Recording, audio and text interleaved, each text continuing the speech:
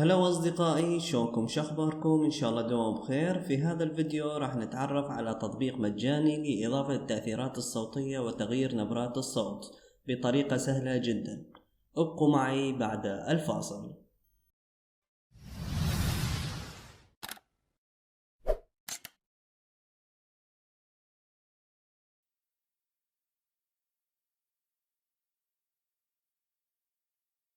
اوكي شباب، الطريقة هي من خلال تطبيق Voice Changer with Effects. نزلنا التطبيق من سوق بلاي وراح نفتح التطبيق. راح يفتح بهذه الواجهة. من هنا راح نقدر نسجل صوتنا، وعندنا هنا 3 نقاط راح نقدر نضيف اي مقطع صوت او تراك. حاليا راح اسجل مقطع بسيط نعطيه السماح. هلا اصدقائي، شلونكم؟ شخباركم؟ اوكي، سجلنا مقطع بسيط راح نسمعه الطبيعي. هلا اصدقائي، شلونكم؟ شخباركم؟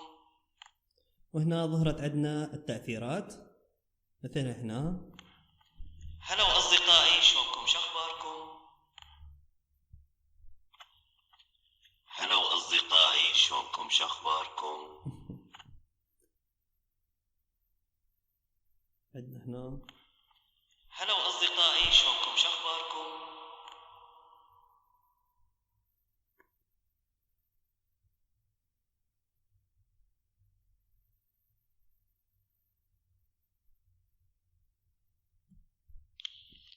هلا اصدقائي، شلونكم؟ شخباركم؟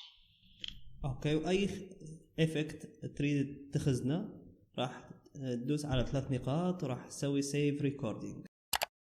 وعدنا في الاعلى 3 خطوط نختار بيانو. من هنا راح نقدر نرفع الطبقة او ننزلها او نخفضها. هلا اصدقائي، شلونكم؟ شخباركم؟ هذه على درجة الدو. هلا اصدقائي، شلونكم؟ شخباركم؟ على درجة السي. اوكي شباب، شنو الفائدة من هذا التطبيق؟ نقدر نضبط الافكتات على الصوت او على اي تراك عندنا، نقدر بعدها ننقلها الى برنامج المونتاج او اي برنامج يحتاج الى افكت، لان هذا التطبيق يحتوي على العديد من الافكتات. فانا ما جربتهم كلهم، نزلها انت وجربه بنفسك والشي اللي يعجبك وراح تشوف انه برنامج حلو. اوكي شباب، انا بهذا وصلت لنهاية الفيديو. ان شاء الله نشوفكم في فيديوهات اخرى.